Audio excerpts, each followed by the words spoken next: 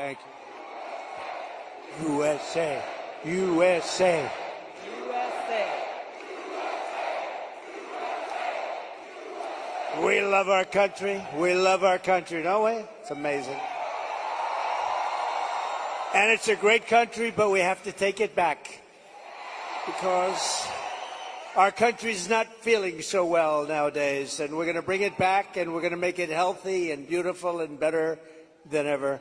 And it's really, this is some crowd, and you can duplicate the crowd outside.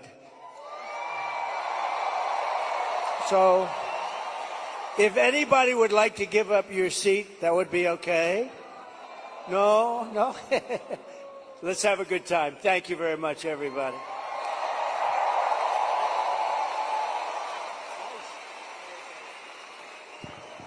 That song gets me fired up every It's time. So great. Lee Greenwood is so great. Great guy, too.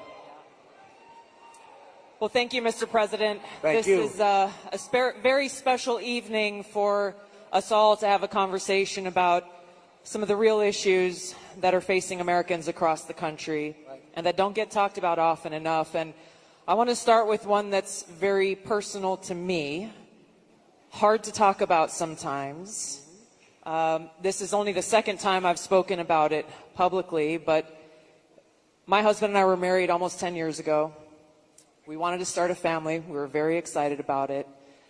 Unfortunately, it was very difficult. We were not successful in trying to get pregnant. For us, IVF seemed to be the only option and the last resort. As you know, it's a pretty difficult process. It's very, very expensive.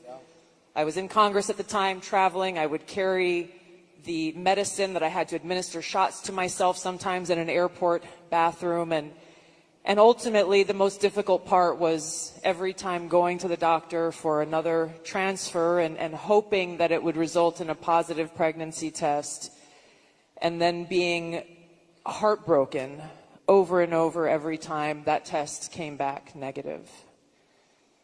Now, I know some of your opponents, your political opponents, are saying that you want to ban IVF. While it didn't work for us, it's worked for a lot of families.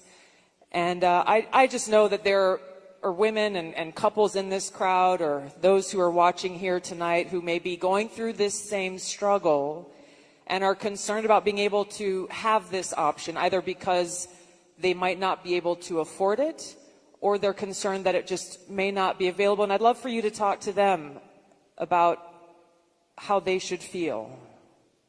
Well, thank you very much, Tulsi. And I didn't know about your situation. And it's tough stuff, right? Tough. Life is pretty tough. It can be beautiful, but it can be difficult. We are doing something with IVF, because IVF, as you know, from friends and people you know, it's really worked out very well for a lot of people. It gave them a child when they would not have had a child. And I told my people I wanted to look at this a couple of weeks ago. And as you know, we have no taxes on a thing called tips. You know that? And I said, tell me, we did three things. We did that, and we did no tax for seniors on Social Security benefits. We want to have that. And I've been seeing a lot of IVF, and I kept hearing that I'm against it, and I'm actually very much for it. In fact, in Alabama, where the judge ruled against it, and I countered the judge and came out with a very strong statement for it. And the Alabama... You were very quick in your response to that. I was, but they were too. They were amazing. The legislature approved virtually my statement. I'm in full IVF, and it has really gone. It's terrific. And I said, so with the tips and with the Social Security, the no taxes on Social Security, I said maybe for IVF, and I've been looking at it, and what we're going to do is for people that are using IVF, which is fertilization, the government is going to pay for it, or we're going to get or mandate your insurance company to pay for it, which is going to be great. We're going to do that. I can't tell you how life-changing that would be for so many families, because it costs a lot of money. A lot of people go into debt just for the hope of being able to start their own family. Well, it's big, and you know what? We want to produce babies in this country, right? We want to produce babies. So I think it's going to be something we sort of announced it a little bit. We were in a great place, Michigan. We all love Michigan, right? We're going to bring back the car industry, and we're going to get a lot of it back to Michigan. They've been taking our cars away. They've been taking our manufacturing away over years, over decades. And if you look at it today, it's a shell of what it was years ago, but we're going to bring it back. Mexico is right now building massive car factories, actually being financed and built by China, and they think they're going to sell their cars back into our country. It's not going to happen. That's not going to happen. Oh, listen to that. That is not going to happen. But so many things have gone wrong in the car industry. The union leadership has been horrible. I think I'm going to win by 85%, the union, but because we're bringing it back. And we're going to have electric cars, but we're going to have gasoline-powered cars, and we're going to have hybrids. We're going to have every kind of car. We're not going with just that. But I just felt that it would be a good place to announce it, and we did sort of the announcement there a little bit, and now we do the big announcement tonight in front of all of these television stations, all of the fake news, you know, the fake. They're all over the place. They're all over the place. I don't know what's going on. We don't even know, I was saying, because we're doing this. And I finished, and I figured I was going to come here, and we were going to make a speech. I had a speech all set for you. I was ready. They said, sir, you're actually doing a town hall. I said, oh, nobody told me that. I said, who's doing it? They said, Tulsi. I said, well, that's at least good news. I've been a fan of hers for a long time, I have to tell you. So I didn't even know. I'm in the plane, and I'm looking over some material, and we're going to give you a hell of a speech tonight. We were set to give you one hell of a speech. They said, no, sir, it's a town hall. I said, why doesn't somebody tell me this stuff? And I don't even have any idea who we're doing it for. I don't know. Is it for a network or what? I see a lot of television all over the place, so maybe it's on all of them. But I did get to see the strangest thing today.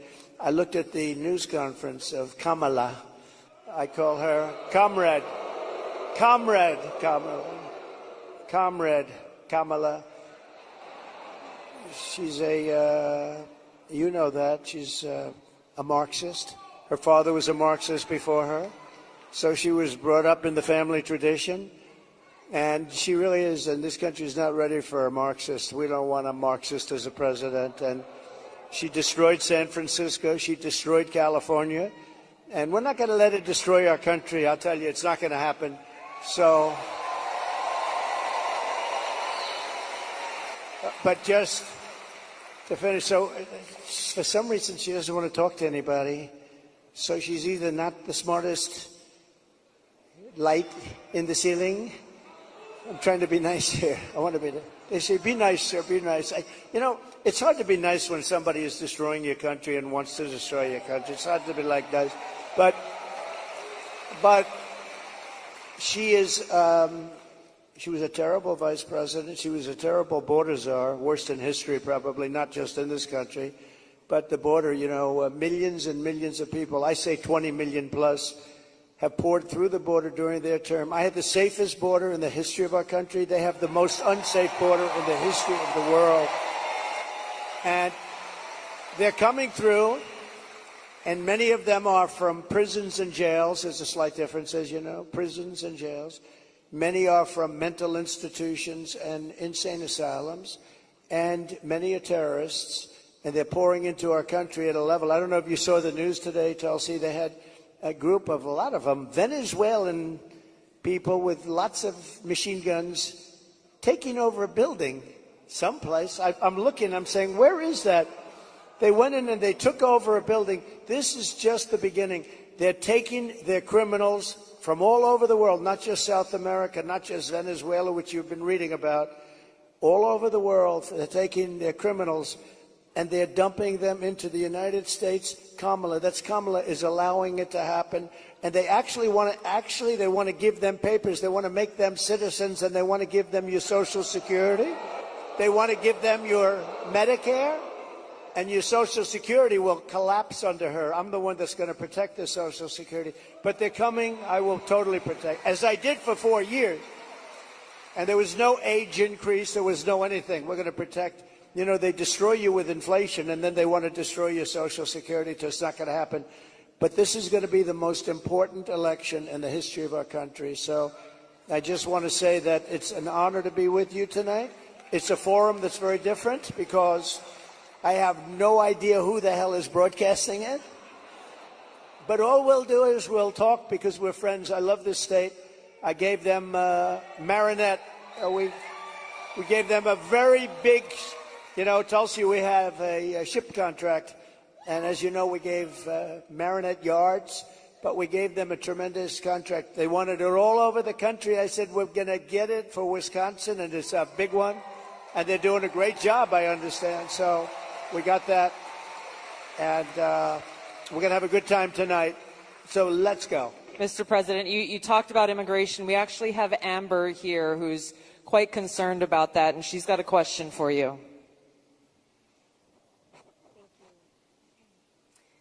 Mr. President, hello. My name is Amber, and I'm from Cameron, Wisconsin. I have 3 beautiful children, and I'm torn on who to support. My youngest daughter is here tonight. My oldest son is 18, and he just started trade school this week. Very proud of him.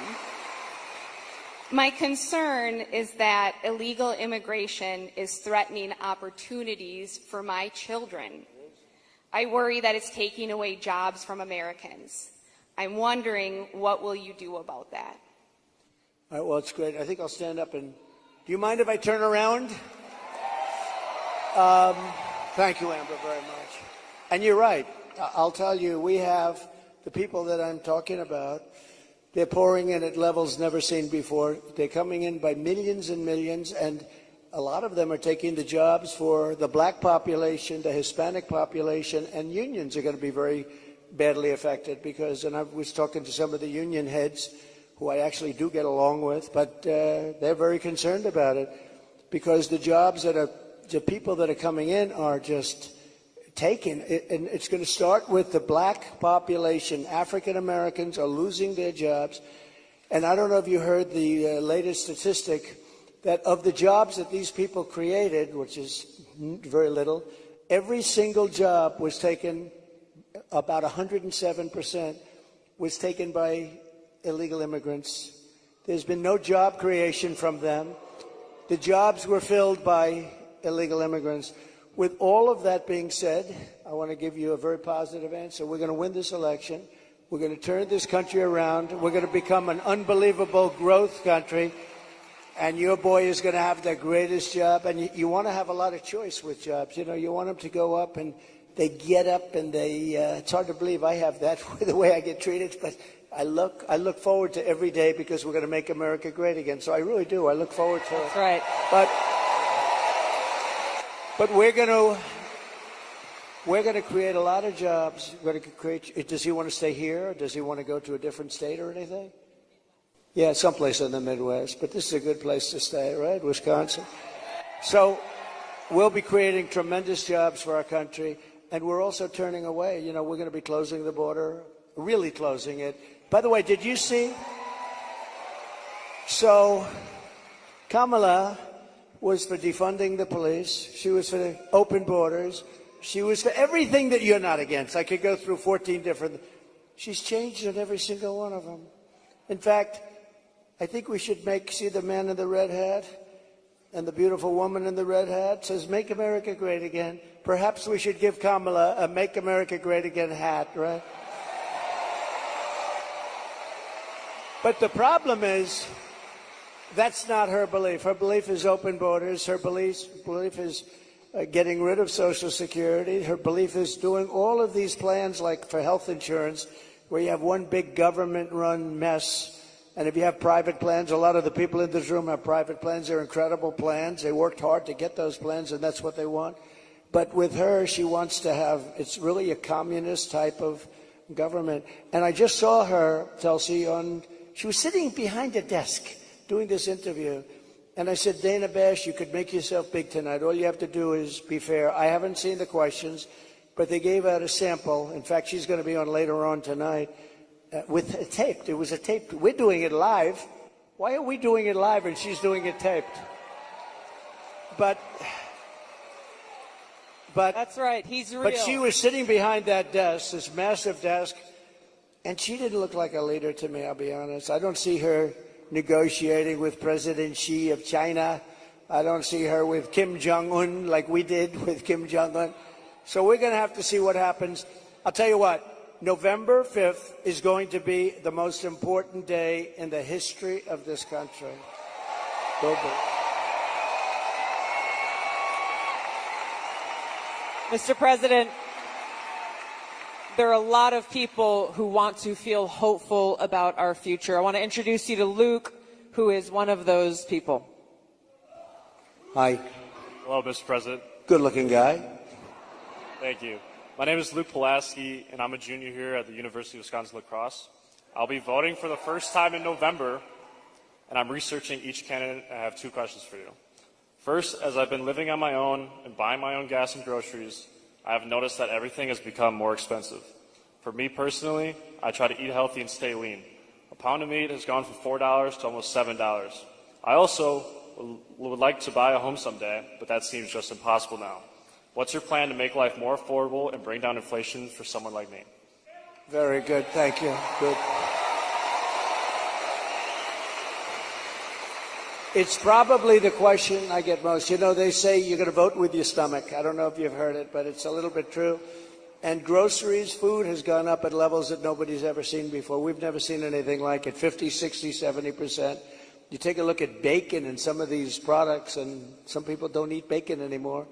And we are going to get the energy prices down. When we get energy down, you know, this was caused by their horrible energy wind. They want wind all over the place.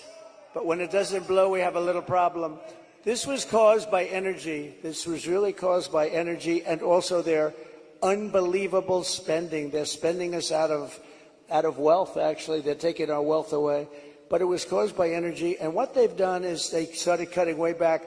We were in third place. When I left, we were by far in first place, beating Russia, beating Saudi Arabia. And we were going to dominate to a level that we've never seen before.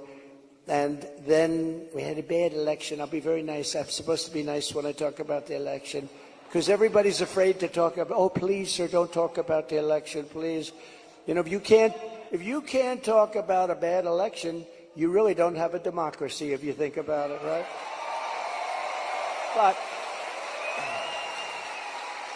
But what they did, Tulsi, is they took back the oil production. The oil started going crazy. That started the inflation. Then they went back. They said, go back to where Trump was. The problem is that we would have been 3 times that level right now. We would have been so dominant over Russia and Saudi Arabia. Look, Saudi Arabia, Russia, a lot of oil. We would have had more. You know, we had something in Alaska, Anwar, that I created. I mean, Ronald Reagan wanted it. You remember? Ronald Reagan wanted it. They all wanted it. And I got it approved. Nobody was able to get it approved. I got it approved. And the first week in office, they turned it back. They said, no, it's the biggest site possibly in the world. Could be bigger than Saudi Arabia. Well, we're going to start that up. We're going to become the energy capital of the world. We're going to pay down our debt, and we're going to reduce your taxes still further. And your groceries are going to come tumbling down, and your interest rates are going to be tumbling down. And then you're going to go out, you're going to buy a beautiful house, okay? You're going to buy a beautiful house. That's called the American dream. The American dream. Thank you. Mr. President, I want to ask you a question about national security, but first I think it's important to point out what Luke is talking about, the cost of groceries, the cost of gas, the cost of housing, mortgages, rent, everything has gone up. Kamala Harris's plan that she has announced is government price controls. And I think it's important to touch on, you just laid out your plan. What's going to happen if Kamala Harris institutes price controls? So that's a communist plan. It's never worked. And it's been tried by others. Believe it or not, Richard Nixon tried it. A lot of people tried it. It's been tried many times, and it always leads to the same failure. Tremendous inflation, lack of product. You don't have anything. The stores are not stocked. It has never worked. It's called control. They want control. And, it's been so often. And everybody that comes in, they say it. It sort of sounds great. We're going to go price control. Actually, when she announced it, she got absolutely slaughtered by even Democrats because it doesn't work. It's a known loser. So now she doesn't talk about it. Do you notice she doesn't talk about climate change anymore? She's not talking about it. You know why? Because people don't want to hear it. They want to live a good life. They want to live a life. They don't want to stop your industry with climate change. They used to call it different things, global warming. Remember? That wasn't working because it was getting a little bit cooler. So they said, what are we going to do? We'll call it global cooling. No. So they came up with the words climate change because that takes care of everything. Climate change. The climate's changing, but according to them, we're all going to be gone in about, what do we have, 3 years left? They had 12 years, remember? So in about 3 years, let me tell you, we do have a problem, though. It's climate change, but a different kind of climate change. It's called nuclear global warming. We can say that's global warming. And if we don't have a smart president, you have 5 nations now with pretty massive nuclear power. Some have very massive, including us and Russia. China's behind, way behind, but within 4 or 5 years they'll catch up. And we don't want them to catch up. Look, the biggest problem, in my opinion, the biggest problem our country has, the biggest problem the world has, is nuclear weapons. They are a destructive force, the likes of which nobody has ever seen before. And we have to make sure they're never used. We have to make sure it's not going to happen. You're exactly right. You brought up Ronald Reagan already. Ronald Reagan famously said, a nuclear war can never be won and should never be fought. And I think it's interesting you talked about climate change, Mr. President. The Democrats and Kamala Harris, they were quick to talk about how climate change is an existential threat.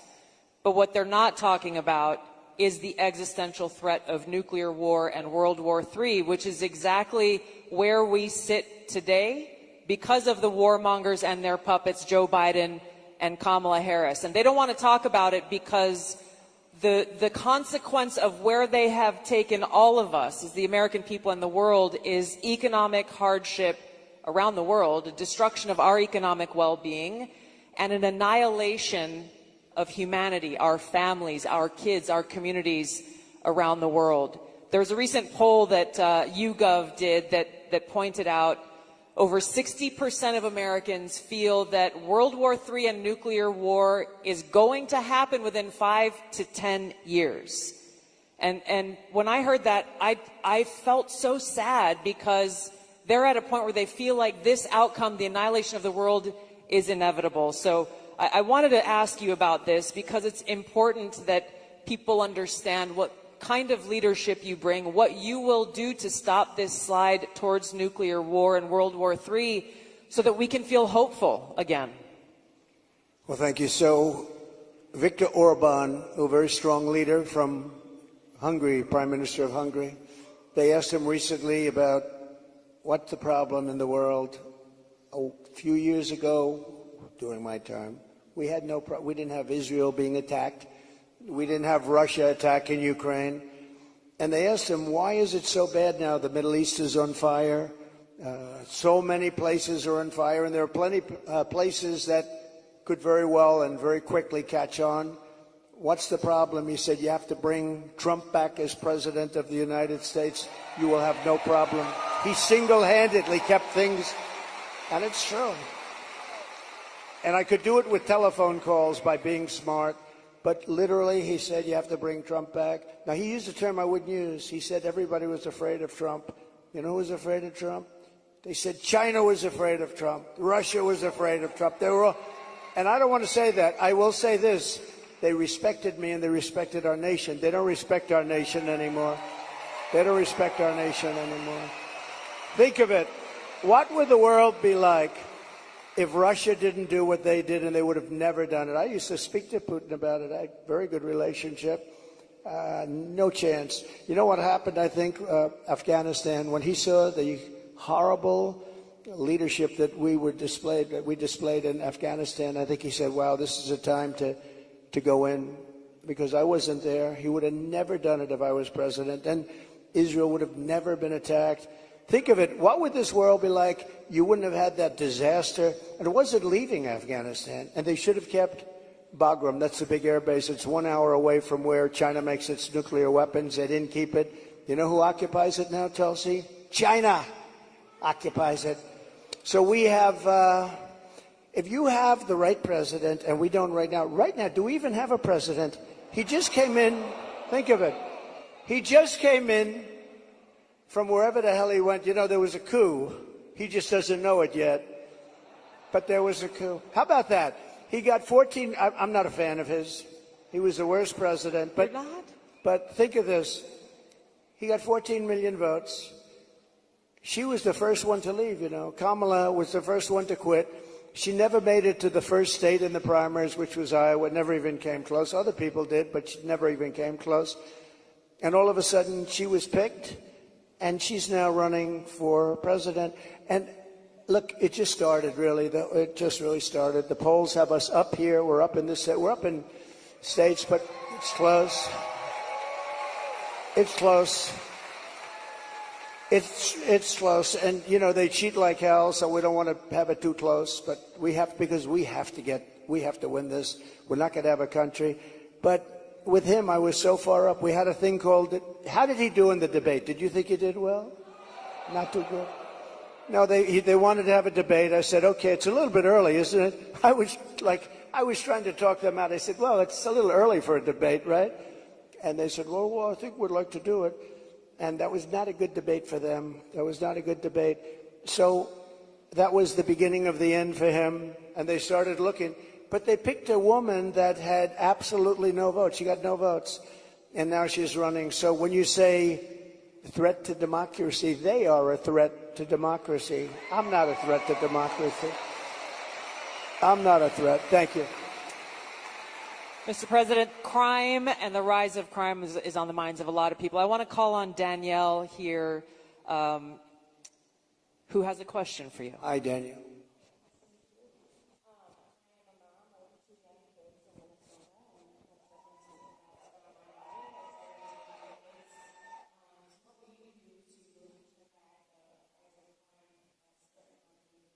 Well, you get a lot of those questions from Minnesota.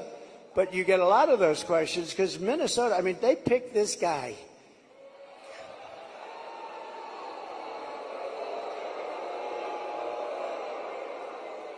He is weird.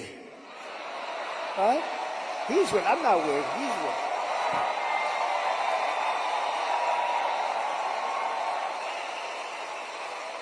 No, he's a weird guy. He's a weird dude. You know, see, they come up with sound bites. They always have sound bites. And one of the things is that JD and I are weird. That guy is so straight. JD is he's doing a great job. Smart. Top student. Great guy. And he's not weird, and I'm not weird. I mean, we're a lot of things. We're not weird, I will tell you. But that guy is weird, don't you think?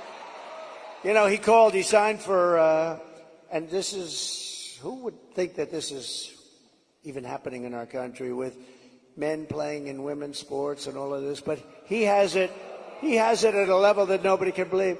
A bill that every boy's bathroom will have tampons. Okay. Hence his name, Tampon Tim. But think of it. Think of it. And you know, on the question of abortion, he is the one. Abortion in the 9th month. And if the baby in Minnesota, and I'd love to win Minnesota because those people aren't digging this guy. They're not digging this guy.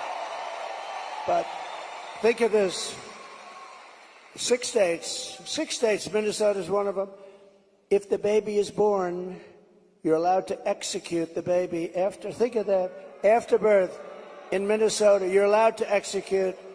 And you remember the former governor, not the current governor, who's terrific, Glenn Youngkin. We're going to win maybe Virginia. We could do that. But the former governor, and he said, you sit the mother down and the father down, you sit them down and you talk, and the baby is born and you make a decision what to do. He meant, do you execute the baby after birth? And according to what they have passed and legislation, in Minnesota, they're allowed to execute the baby after birth. And this guy is a participant. And that's why she picked him, because she is, in fact, a Marxist/communist. Remember, I'd say all the time, our country will never be socialist, right? We will not have a socialist. Well, I was right. We skipped socialism. We went to communism. This woman has to be stopped. Mr. President, we have time for one final question. I don't know if we can get a mic to Bernardo. He's got an important question, given very soon we will be honoring the anniversary of September 11th and all of the lives that were lost on that tragic day in that tragic attack where we were attacked by radical Islamist terrorists. And Bernardo wanted to share his thoughts and had a question for you on this. Thank you. Mr. President, my name is Bernardo. I'm a voter here in Wisconsin, live in the wonderful La Crosse County here, and I'm also a father of 8. I have 7 here with me.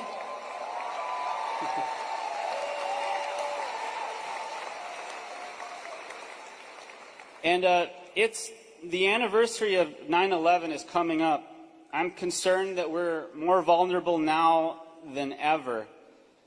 And we have a Democrat nominee who doesn't even want to say the words, says we shouldn't say the words, radical Islamic terror. How are we going to protect America from a terrorist attack? First of all, it's a great question. And, you know, we have radical Islamists pouring into our country along with everybody else right now. They're coming in at levels that nobody's ever seen before. We kept them out. We had 1 year where Border Patrol put down, it was, I believe, 2019, where they, and I don't believe this, I don't believe it's right, but I'll take it. They said 0 came in 20, that was my term, 0. Now we have thousands. I'd like to say that was true. It's probably not, because I can't imagine that, but we were very tough on that. Now they have thousands and thousands coming in, along with the prisoners and along with the crime. And remember, a lot of these countries like Venezuela, their crime is way down because they've moved their criminals into our country. It's not even believable. But your question on Islamists and all of the jihad and all of the things that they talk about, they have to respect your country. They have to respect your leader. You know, I had no radical Islam crime for 4 years, and I didn't want to talk about it. I talked about it after, but I didn't want to talk about it during. I don't want to say like, I had absolutely, and the next day you get hit. But we had none, 4 years of it, because they respected your president, they respected your country, and we have to bring back that level of respect, and we're going to do it, and we're not letting the wrong people into our country. Okay, thank you very much. Great question. Thank you, Mr. President. I know you have run out of time here, but thank you for having this conversation with the people of Wisconsin and people across the country who are watching and concerned about these very same issues. Thank you, Mr. President. Thank you, everyone, for being here. Thank you, everybody. Vote.